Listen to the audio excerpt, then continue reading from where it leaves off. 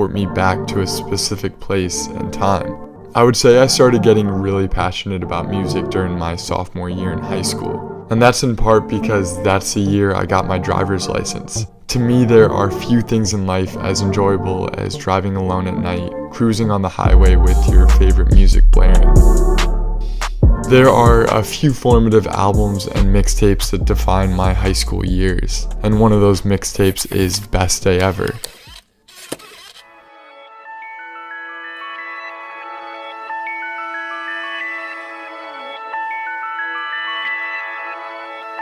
I never take a day off, work around the clock, my engineer getting paid off. Rock like Ace up, like the weed and take off. So high I cannot see, Adolf. Now I got these rappers. It wasn't until I started writing this script and playing back Mac's discography that I realized just how nostalgic his music is to me.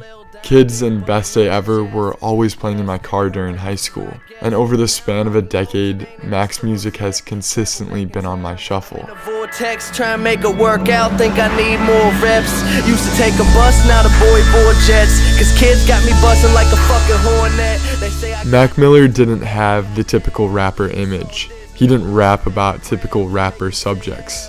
Early on, I think a lot of people assumed he would be just another white boy frat rapper that faded out with time. But Mac evolved and grew up over the years. He was a true artist, and he never used his whiteness as a gimmick. He showed that quality rap is quality rap, regardless of what it looks like. And if you respect the culture, then hip-hop will be accepting of you. At a time when many rappers portrayed a certain image to get on, Mac's life was proof that being yourself still wins.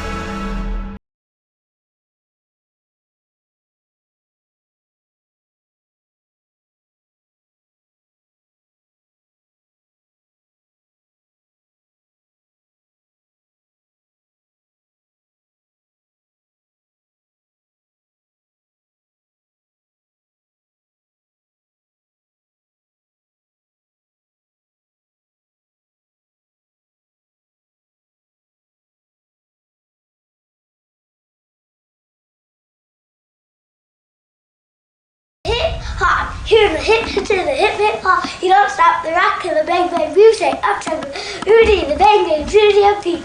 Now what you hear is not a test on rapping to the beat. Meet the groom and my friends are gonna try and move their feet. Now I am one man, and I like to say hello to the black, white, red, and brown, purple, and yellow.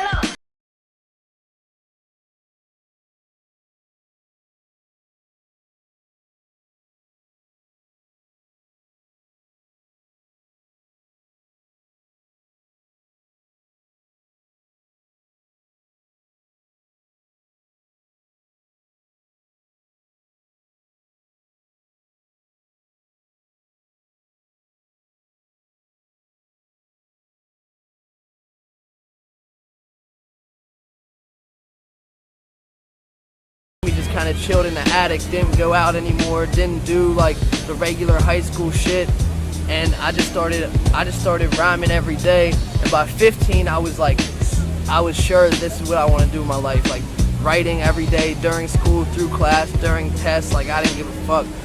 Bars, recording, everything. I just fell in love with everything. If you were to say a rapper is coming through the door, you wouldn't expect to see a white Jewish kid. But that never stopped Mac from pursuing hip-hop. I didn't grow up like really far away in the suburbs or anything. I grew up in the city.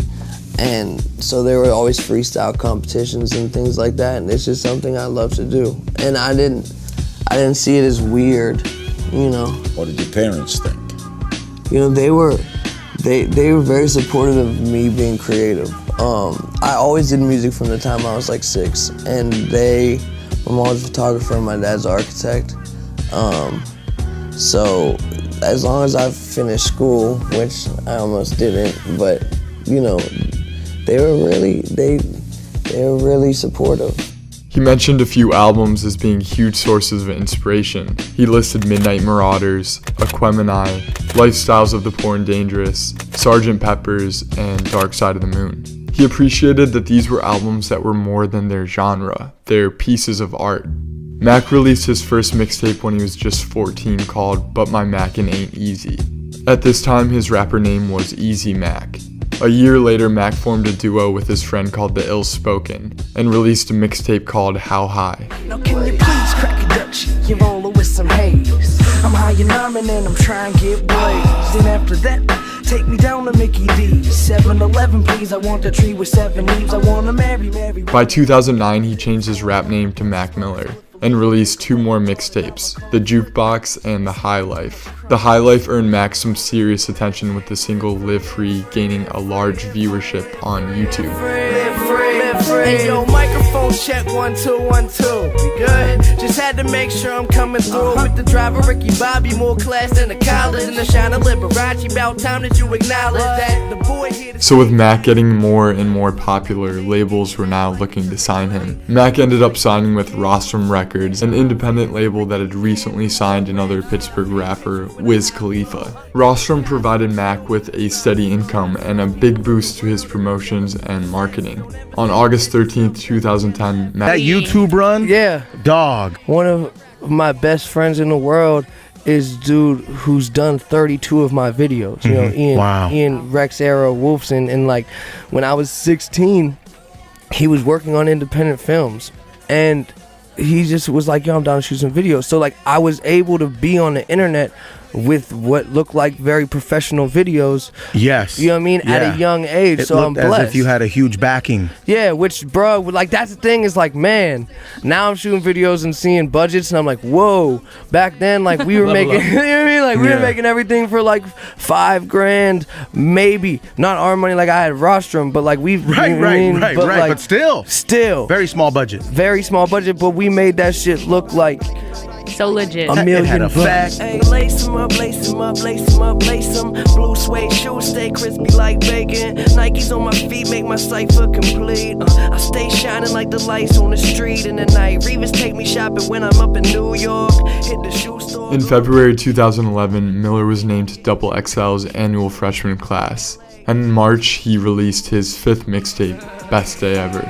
Hey yo, the flyest motherfucker in the room, yeah, you know it's me. Bitches hating on him cause he started out here locally. Hopefully, I'll be at the top soon. For now, I'm at my house, on the couch, watching cartoons. You know how much you love it when you get it in abundance. Give a fuck about a budget when you... This song, Donald Trump, became Mac's first breakout single, with more than 170 million streams on YouTube.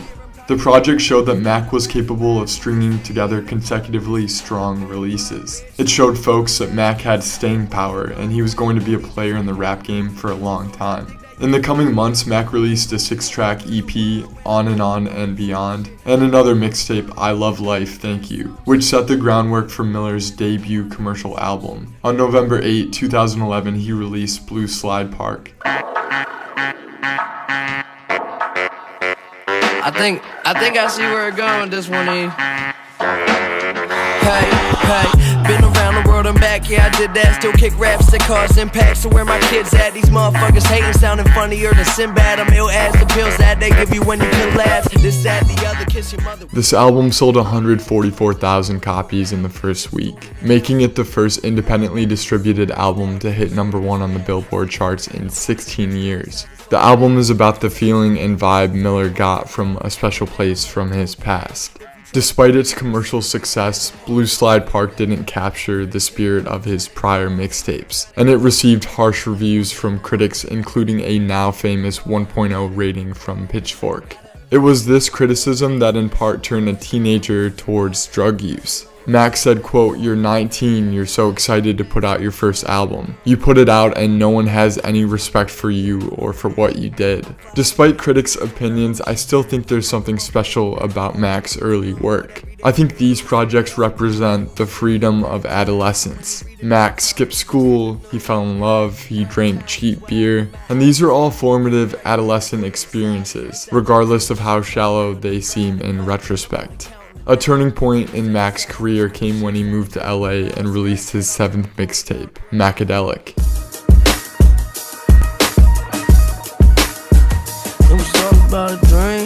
I think that he realized who he was when he made Macadelic. He was in New York for a few days, and he played us that project, and we were like, oh, this is different. This is, you like the Beatles. And when we told him, we're like, oh, we sense a lot of like, you know, other influences, and specifically the Beatles. His eyes just lit up, and he was like, oh, there's an understanding from people who are older of what I'm trying to do. Yeah. What if I'm gone? What the fuck you gon' think then? I told my story, put my life inside this ink pen. Said I'll make a big win. Everybody know me. Well, I made it big and everybody phony. Macadelic ushered in stranger sounds than his previous work, and part of this shift can be attributed to the influence his new peers had on him. When Mac moved to LA, he struck friendships with several talented rappers, including Schoolboy Q, Vince Staples, and Earl Sweatshirt. They forced him to work overtime to keep up, and it resulted in Mac becoming a better rapper. Mac also honed his craft as a producer, resulting in him producing a collaborative mixtape with Vince Staples called Stolen Youth. That same year, in 2013, MTV premiered a reality documentary TV series called Mac Miller and the Most Dope Family. Most Dope Family showed Mac and his friends working to further his career while dealing with the craziness of their new home in LA. The show ran for 2 seasons before Miller decided to end it. You know what, man? It's not, I get a lot of people that want the show back. I remember when I was doing the show, I started getting real pissed off because, like, I'd be on the plane, someone would be like, oh, Mac Miller from the TV show. I'd be like, fuck you.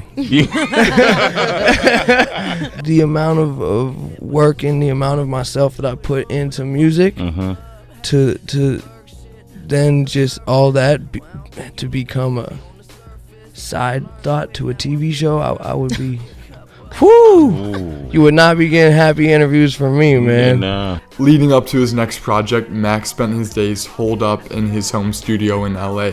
Miller estimated that he recorded over 400 songs during the process of making the album. And this was the first time where he self-produced a large chunk of the songs under his alias Larry Fisherman. Mac announced that Watching Movies with the Sound Off would be released in mid-2013. And this time around, he wasn't looking for another #1 album. He just wanted to make an album with substance. Everything about this is really just based around the music, you know? It's not doing too much extra stuff. This one to me is more about longevity and lasting, and the music just kind of doing this, whatever that means. Never seen somebody put together perfectly. What do I have to do to call you mine? Someone like you is so hard to find. You can open up your eyes or you can walk in blind. All I ask is that you hurry. I won't hurt you, don't you worry. Listen to me, I'ma set you free. Yeah, he ain't gonna break your heart again. The album title is derived from his habit of making music in the studio while watching films on mute. When speaking of the album, Miller said it's, quote, very introspective and very personal, so it's kind of throwing it all out there and seeing what happens. There weren't any radio hits on Watching Movies, but it's concise and focused, and it still sold 102,000 copies in its first week, debuting at #3 on the charts. Mac's follow-up project would be the last mixtape he ever released. Miller produced most of the project himself and moved towards creating more psychedelic and jazzy instrumentals for his increasingly dark lyrical themes. On Mother's Day, May 11, 2014, Mac released Faces.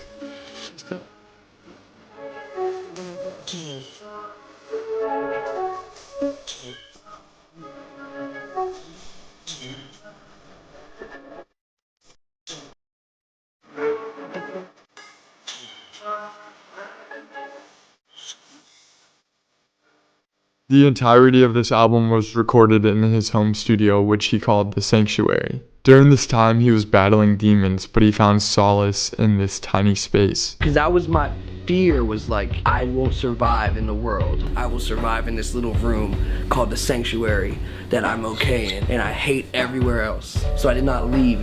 It's dark and depressing, like, I mean, it is, like, it's bad, but it's beautiful. It's fucking beautiful. I'm now in a beautiful place.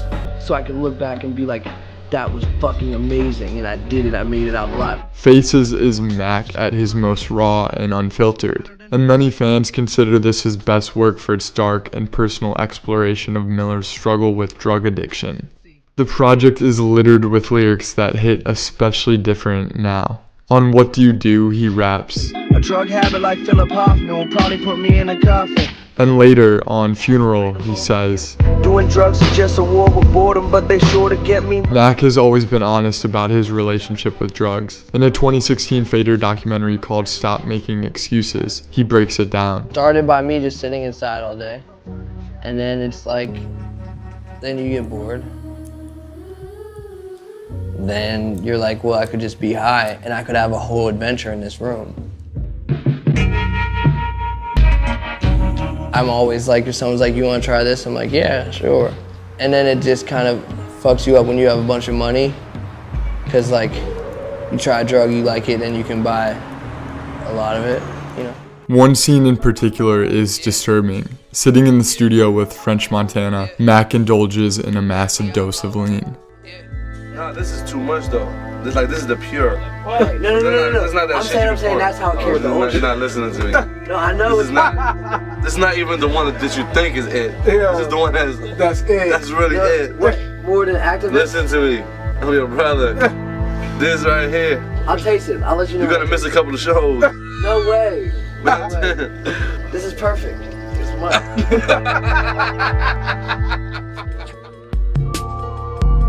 The legendary producer Rick Rubin played a key role in getting Mac sober the first time. After a European tour got too crazy, Rick encouraged Mac to get his life together. Rubin helped him stay sober a few weeks to a month, while the rapper stayed at a house down the street from him. From there, Mac worked on getting outside more, talking to people more, and just living more. It was around this time that Mac left Rostrum and signed with Warner Brothers. The deal was worth around $10 million. He said Warner was the most independent thinking company he met with. By the time he began on his next album, he was in a much better frame of mind, and he wanted that to be reflected in the music. I think for me, I wanted the album to feel like a breath of fresh air. Just a lot of the music I had done recently was a little darker and sad, depressing, if you will. And I wanted this album to kind of be a departure from that. On September 18, 2015, Mac Miller released his third studio album, Good AM.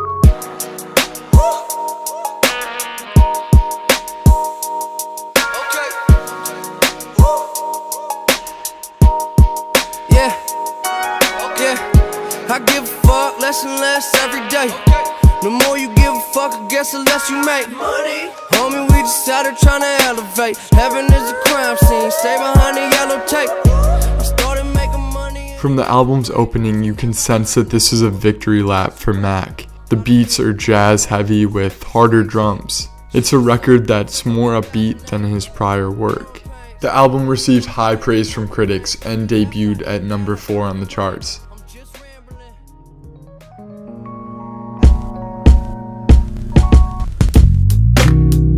In August of 2016, Mac officially started dating superstar Ariana Grande. The couple went public at the 2016 MTV Video Music Awards, with Ariana making it official on Instagram and on Ellen shortly after. Despite assertions that his next album was entirely about Ariana, Mac said the album was not just about romantic love, but also about learning from women throughout his life and what those experiences meant to him. He said he began working on the new album immediately after completing Good AM. I had the vision like immediately, because I finished Good AM and I was like, man, I don't have enough music about love. I'm not talking to women. There's too many dudes in my shows, things like that. Right. There's actually this one show in London where I was like, cause like I'll be like, yo, all the dudes make some noise, all the girls make some noise, just to see where we're at. And in London, it was great. Crickets. I was like, all the dudes make some noise.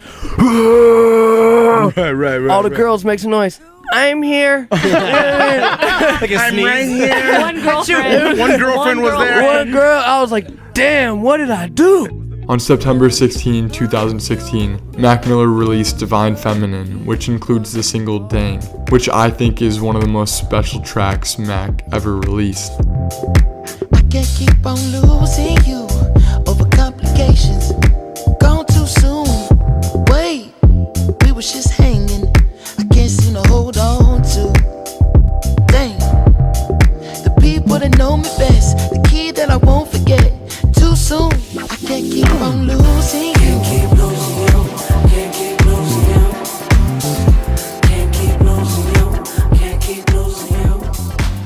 The album was critically acclaimed and debuted at number 2 on the charts. It's a project that's equal parts hip-hop and funk. It's a collection where Miller is as much a singer as he is a rapper. Mac said, quote, "I've been creating songs like this for a long time, and I've just been scared to put them out. Singing to me just feels really vulnerable. I haven't been as confident in my singing voice in the past, but I realized it's not about whether my voice is the most incredible singing voice.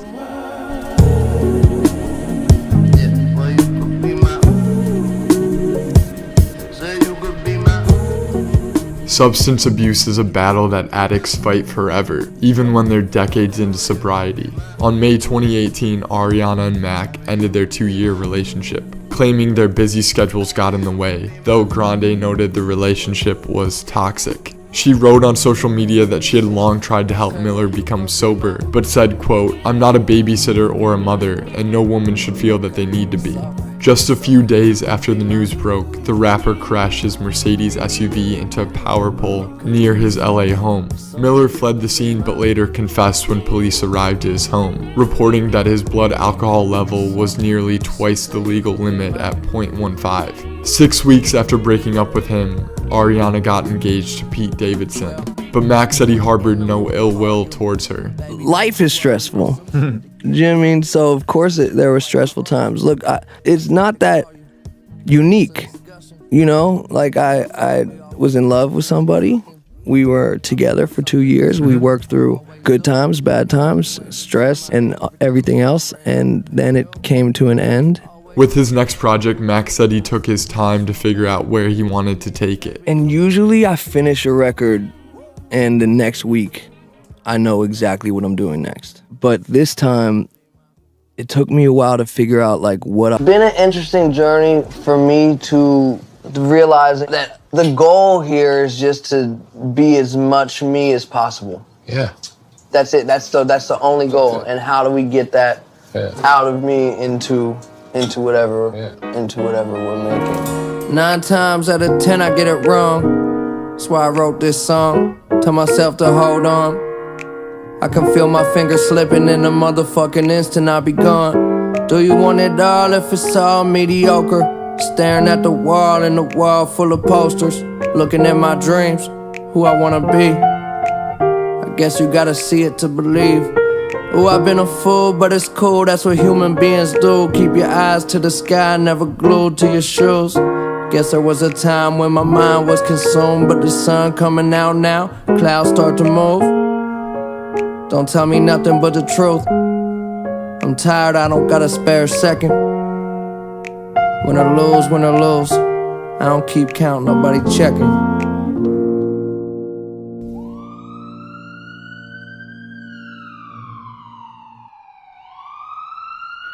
It's a house. Are you calling from? Yes. What is the emergency? How can we help you? Okay. But are you there with him now? When's the last time you saw him or talked to him? Yesterday, please. Okay. Hurry. Stay with me on the line, okay? We're already on the way there now. I'm going to give you instructions. Can you wake him up? I'm going to give you instructions. Stay with me on the line, okay? You found him on the bed, on the floor? Okay, listen so I can help.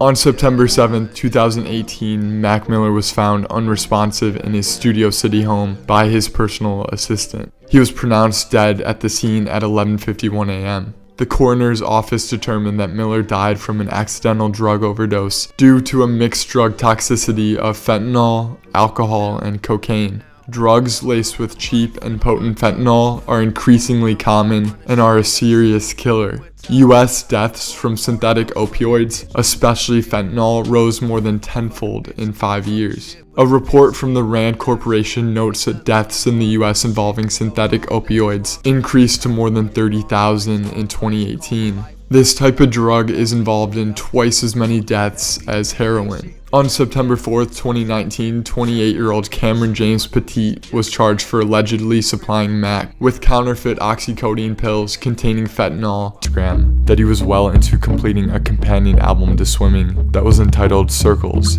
Conceptually, he viewed both together as swimming in circles.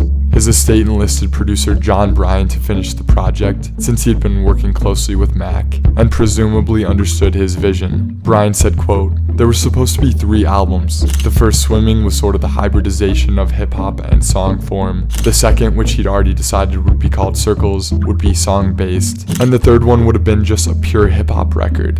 Posthumous albums are always tricky because it's impossible to know if an artist would have wanted their music in this form to be released, but it's evident that the Circles rollout was careful and thoughtful. His estate wrote, "This is a complicated process that has no right answer, no clear path.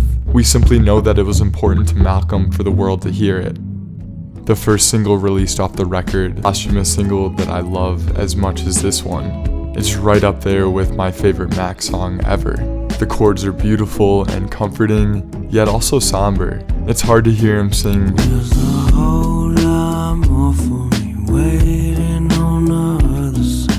without getting a little emotional. And this video, man, the video itself is a work of art with gorgeous animations and lots of Easter eggs, like his lotus flower tattoo, his white grand piano, and Mercedes G-Wagon, his love of golf and the Pittsburgh Pirates, his Vans, his astrological sign, and his favorite food sushi, his best friend Ralphie, and the airplane window found in his Swimming album cover.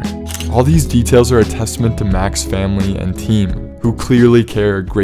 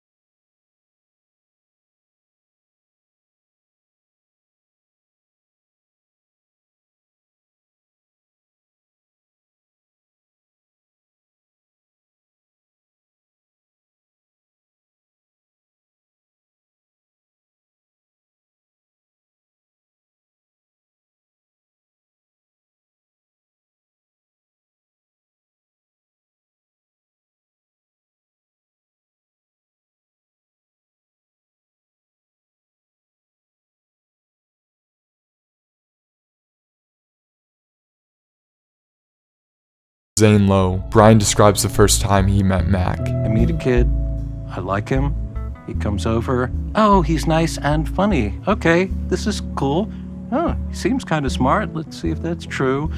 He comes in and he plays 5 or 6 things the first night, and I was floored because there was stuff that ended up on both albums. There was more hip-hop leaning stuff, and it was great and funny and personal.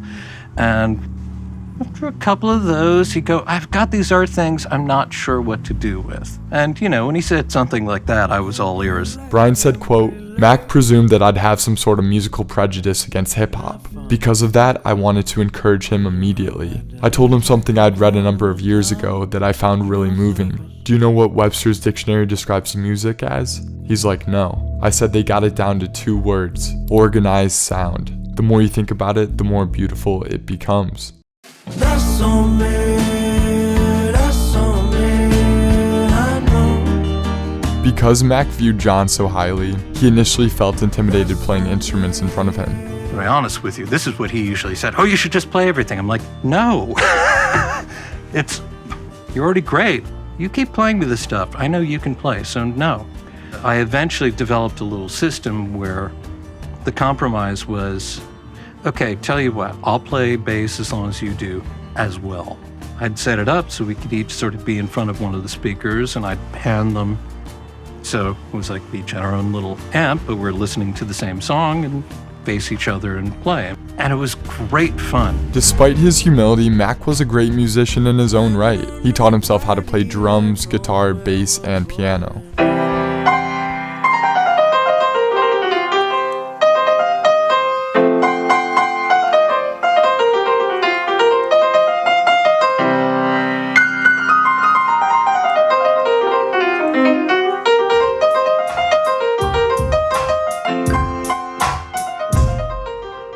inside? I don't like to plan much. I really just like to hit record and go and see what happens and then like figure it out later. That's what I mean.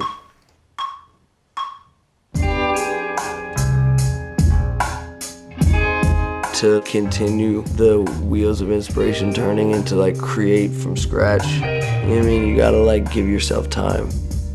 Just play for the sake of it. Once a day I rise, once a day I fall asleep with you. Once a day I try, but I can't find a single word. Miller connected with so many people because he presented a more realistic idea of being okay. He was honest. Time and time again, he faced down his demons, flaws, and insecurities. It's kind of a sad experience to listen to new music from an artist that was taken too soon, especially knowing it will probably be the last time I listen to a Mac album for the first time. But it is beautiful to have this last piece of his voice. In a way, it serves as a final goodbye. It kind of felt like Mac recorded this in heaven or some different dimension where he finally found peace. You did it good, Mac. Rest in peace forever. Everybody's gotta lose.